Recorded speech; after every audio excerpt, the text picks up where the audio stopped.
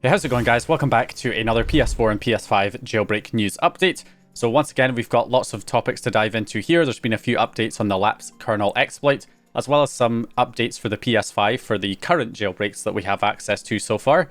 So first of all, starting with the PS4, Chameleon has been updating the repo. In my last video, I did show that it was actually possible to run Gold Hen using the Lapse exploit without requiring a USB drive or an external device to run the exploit, as we have had to use on previous jailbreaks on that firmware. So we can use the Lapse exploit to jailbreak without a USB, but obviously it was in very much an incomplete state. It's still not 100% finalized yet, but there has been several improvements here. So for instance, it used to crash after 2 or 3 minutes after loading the kernel exploit. That no longer seems to occur, so that issue appears to have been fixed.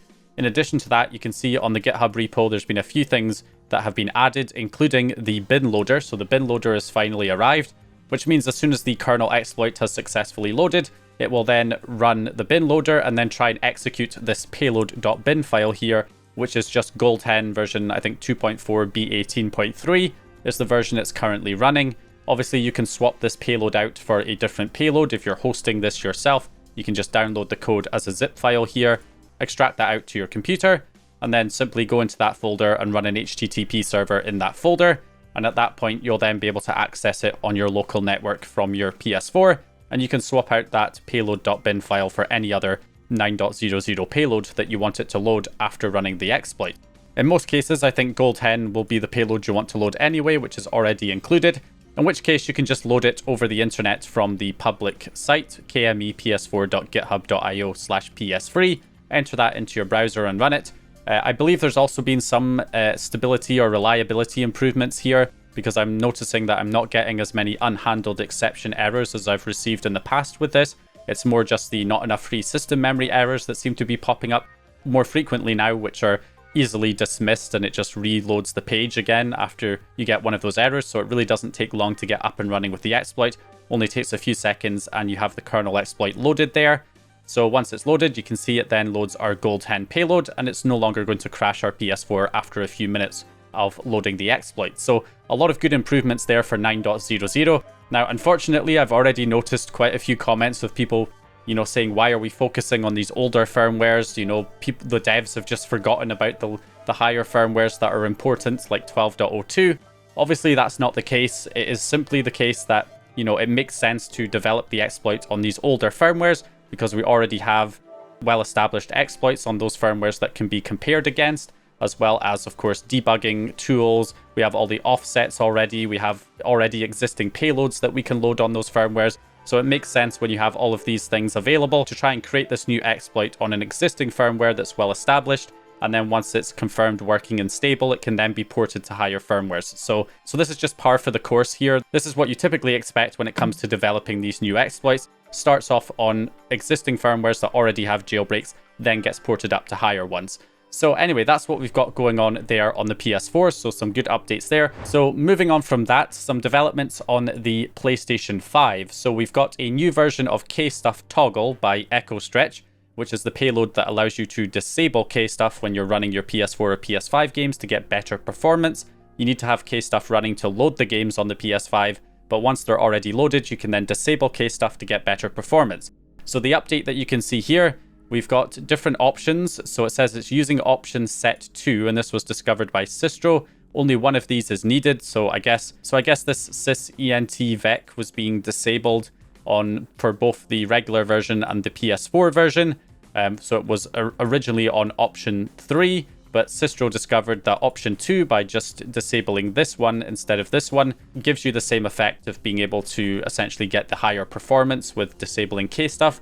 But at the same time, it fixes an issue where whenever you would try to close a game after you had disabled Kstuff, it would actually shut down your PS5. So by using option 2, it's essentially avoiding that issue. So even if you disable Kstuff and you forget to re-enable it again when you go to close your game, it should be able to close the game even with Kstuff disabled without it, shutting down your PS5 or causing any adverse effects. It should be fine, and then you can just re-enable Kstuff again to launch the next game. If you did want to change to a different option, like option 1 or option 3, then you essentially have to, build the payload with the SDK yourself.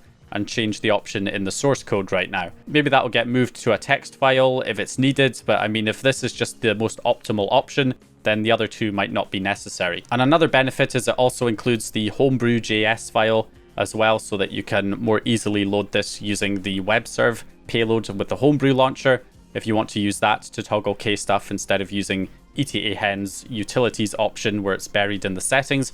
So anyway, that is what we've got there. So some more developments from EchoStretch. We also have this new Dump Runner that was also released not long ago here. So it gives you the option to run Homebrew games on your PS5 using Kstuff and the webserve payloads and the Homebrew launcher. So this is just an alternative to using items flow and ETA-Hen. Up until now, that's been the only option to run PS5 game backups, is to run them using ETA-Hen and items flow. And that's fine. I do believe that is still the most optimal way to run them right now, because obviously items flow has the whole virtual app thing that it creates, as well as the ability to automatically scan the most common locations for your game dumps, and it will add them automatically. So items flow definitely still the preferred method, I would say, overall, just in terms of ease of use. However, it's also great to have multiple options. And not only that, but you have to bear in mind that, of course, when Kstuff was getting updated to higher firmwares, it took a while before ETA-Hen and a new version of items flow came out to support that firmware. You'd be stuck only being able to run your PS4 fake packages and not being able to run PS5 game dumps until a new version of items flow and ETA-Hen were released. But now, if that happens in the future and we get Kstuff ported to higher firmwares with the new double-free Lapse exploit, then whenever a new Kstuff build comes out, you should be able to load your PS5 game dumps using this method until ETA-Hen and items flow get updated. So the way that you set this up, if you want to load your PS5 game dumps from the internal storage, then you create a Homebrew folder in the data folder on the internal storage there, using something like FTP or PS5 Explorer, and you copy your game dumps in there. If you are in fact using a USB, which is generally recommended because more PS5 game backups will run from a external USB than they will from the internal storage, in which case you just create the Homebrew folder on the root of a USB drive instead of the data folder on the internal storage, and copy your game dumps in there. At this point, you can also add your Kstuff toggle payload. Why not? Put that also in the Homebrew folder and just extract that out in there, so that you can disable Kstuff as well as launching your games from the same place. Then just extract the contents of the homebrew.js and the dump runner elf file into your extracted game folders with all of the game files in the same location as the eboot.bin. The instructions say that you can just put it in the Homebrew folder on its own, where you would only need to copy it once in there. It's not working for me in that location, so just copy it to the actual game folders themselves if you are having that issue. And that is basically the setup. Your game dumps are in the Homebrew folder, along with the dumprunner.elf in the Homebrew.js, and any other Homebrew applications that you want to run using the Homebrew launcher.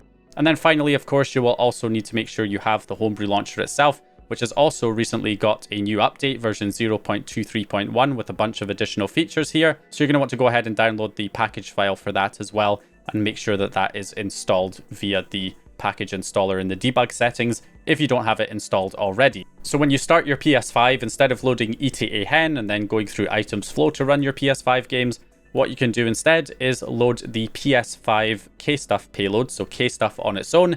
Load that first.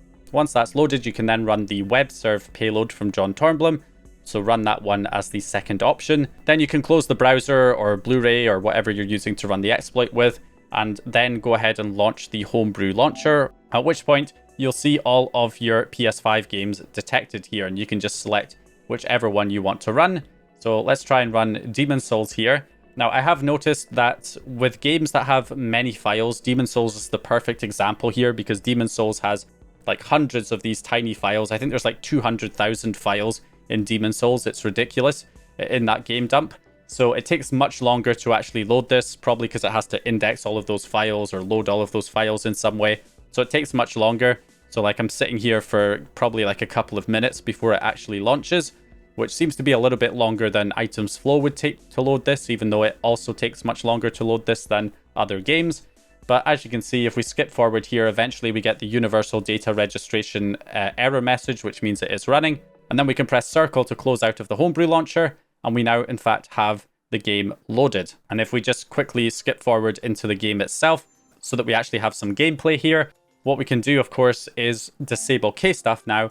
So if I just press the PS button, you can literally see the game showing up as just the title ID of the game, and we can just select that to go back to the game or close the game if we need to. But if we just head to the home page, we can then go back on the Homebrew launcher and then select the option for the Kstuff toggle to disable Kstuff to give us the better performance. And then we can switch back into the game by just hitting the PS button, going to the title ID of the game again and going back to game. And that'll take us back to the running game. So now we have the game running at its peak performance without Kstuff causing any kind of slowdowns. So that's how you can get up and running with PS5 game dumps without using ETA Hen or items flow, especially if you're somebody on a specific firmware that maybe not many people are on, that has maybe more stability issues with items flow or ETA Hen, then this could be another useful option for you. And yeah, so also we can see that if I close the game here, even though Kstuff is still disabled, it's not going to turn off my PS5. I can close the game fine, head back into the Homebrew launcher, just re-enable Kstuff, and then once Kstuff is back up and running, I can load another game like Devil May Cry 5 here, for example. So anyway, a pretty exciting development, another option for running your PS5 game backups. So it's pretty interesting seeing the PS5 like Homebrew scene kind of diverge into these two different paths for Homebrew. You know, going down the John Tornblum route now with the web serve, where, you know, it's essentially like a web browser based panel that you can use to run Homebrew applications with. But now it's got to the point where you can also run PS5 game dumps and other things from it too. And then also you've got Lightning Mod's direction of, you know, things like the Homebrew store, items flow, and of course the custom shell UI with ETA Hen, which has all of these custom options built into the actual menu system of the console itself. So yeah, it's just interesting seeing these kind of two different directions that we're going with Homebrew on the PS5 there. So we're also seeing developments in the idea of this Hen V2, which should hopefully allow PS5 fake packages to be runnable, hopefully sometime in the near future. And this has all come about due to the recent dump of the MP4 / A53 IO coprocessor, which was the, you know, part of the PS5 that hadn't really been cracked yet, that was supposedly needed for fake packages to be possible for running PS5 fake packages. So there's been some developments here as well with more of these A53 IO MP4 coprocessor dumps on multiple firmwares now. Initially it was just one firmware, I think maybe 4.03, but now multiple firmwares are now being dumped. So it seems the dumper for this